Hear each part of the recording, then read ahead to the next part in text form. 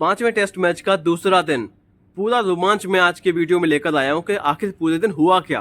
तो देखिए, ऑस्ट्रेलिया ने 9 रन पर 1 विकेट गंवा दी थी अपने पहले दिन। उसके बाद में खेलना शुरू किया। उसके बाद में यहाँ पर मार्नस लेबुशेन बैटिंग करने के लिए नंबर 3 पर उनका साथ दे रहे थे कॉन्स्टास। मार्नस लेबुशेन शुरुआत में थोड़ा सा ऐसा लगा था कि शायद वो अटैक माइंडसेट में है, लेकिन यहाँ पर जसप्रीत बुमराह जो है 7वें ओवर में यहाँ आउट कर देते हैं मार्नस लेबुशेन को और विकेट कीपर के हाथों कैच आउट करा देते हैं। उसके बाद में नंबर 4 पे आते हैं स्टीव स्मिथ शुरुआत में स्ट्रगल करते हैं, लेकिन यहाँ पर जैसे ही पुरानी बॉल हो जाती है, थोड़ी सी 1-2 ओवर और खेल लेते हैं, उसके बाद में अच्छे उनके बैटिंग पे आती है। उसके बाद में यहाँ पर सिराज आते हैं 14वें ओवर में और 14वें ओवर में लगातार यहाँ 2 विकेट लेते हैं वो 4 गेंदों में। पहले लेते हैं कॉन्स्टेंस को आउट करते हैं स्लिप के हाथों, जायसवाल के हाथों कैच आउट कराते हैं स्लिप में। उसके बाद में यहाँ पर ट्रेविस हेड को भी फंसाते हैं। तो ये ट्रेविस हेड की विकेट काफ़ी इंपॉर्टेंट थी, क्योंकि ट्रेविस हेड आपको पता है कि शुरुआत में कितना अटैक करते हैं।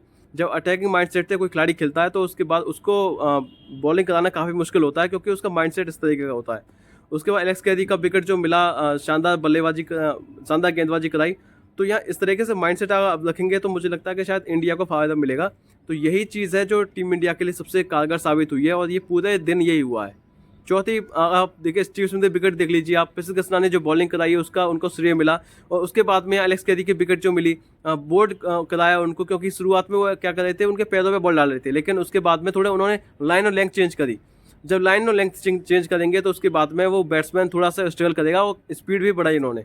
जो शुरुआत के स्पेल में उनकी जो स्पीड थी वो 130 के आसपास थी, और दूसरे स्पेल में जब वो लौट कर आए तो 141 की 145 की स्पीड से बॉल डाल रहे थे, जो कि वो पेस से ही बीट हुए थे। पेस से ही बीट किया था एलेक्स कैरी को पिसिल कृष्णा ने। तो यही एक सबसे बड़ी माइंडसेट होता है कि आप जो आपकी लय नहीं होती पहले स्पेल में, लेकिन दूसरे स्पेल में आप अपनी लय से ऑस्ट्रेलिया के बल्लेबाजों को इतना डरा देते हैं कि शायद उनके पास कोई आंसर नहीं होता है। तो यही चीज़ सबसे बड़ी चीज़ है टीम इंडिया के या बॉलिंग की यहाँ पे। और उसके बाद में यहाँ जिस तरीके से टीम इंडिया ने ऑस्ट्रेलिया को 181 पर सिमटा दिया, उसके बाद में 4 रनों की लीड ली। 4 रनों की लीड लेने के बाद में टीम इंडिया बल्लेबाजी के लिए उतरी। जायसवाल और राहुल का अटैकिंग माइंडसेट लग रहा था कि शायद ये टीम जो है वो काफ़ी आगे पहुंच जाएगी, क्योंकि 42 रन पर कोई विकेट गिरा नहीं था। लेकिन उसके बाद में राहुल का विकेट जो बॉलर ने लिया, उसके बाद नंबर 3 पे आए शुभमन गिल भी शायद थोड़ा सा अटैक करने की कोशिश करते, लेकिन माइंडसेट देखिए, माइंडसेट जो टॉप 5 के जो बैट्समैन थे सबका ये अटैकिंग माइंडसेट था। उनका मानना ये था कि रन बनाने के लिए हमको जाना चाहिए, क्योंकि ये जो पिच है वो ऐसा नहीं है कि जिसपे हम डिफेंड पे विश्वास जता सकें। विराट कोहली भी थे जो नंबर 4 पे आए थे, उनकी बल्लेबाजी को देखकर भी ऐसा लगा था कि शायद वो उस मूड में नहीं है कि वो थोड़ा सा बल्ला उठाएं अपने, क्योंकि आपको पता है कि ये पिच इस तरह का है कि यहाँ पर जितना बाउंस मिल रहा है और ये जिस तरीके से कभी बॉल कभी नीची हो रही है कभी ऊंची हो रही है, कभी समझ में नहीं आ रहा कि बल्लेबाज करे तो करे क्या। तो इसीलिए यहाँ पर डिफेंस पे इतना भरोसा किसी खिलाड़ी ने किया नहीं, और इसीलिए माइंडसेट जो था सबका ये रन बनाने का था। तो इसलिए विकेट भी खोई टीम इंडिया ने। और ऋषभ पंत की जो बल्लेबाजी आपको देखने को मिली, 31 गेंदों में 61 रन की पारी खेली और शानदार पारी खेली।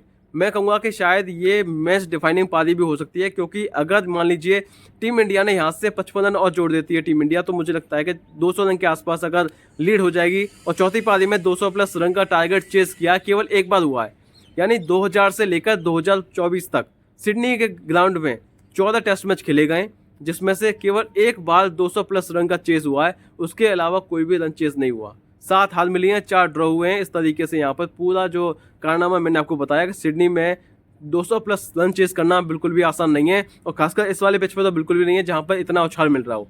तो देखते हैं क्या होता है, तीसरे दिन पता चलेगा, क्योंकि वही दिन होगा, आखिरी दिन होगा इस टेस्ट मैच का। तो देखते हैं वो इस टेस्ट मैच जो कहाँ जाएगा। तो इतना आज का वीडियो, नेक्स्ट वीडियो में मिलेंगे। तो देखते हैं चैनल। नमस्कार।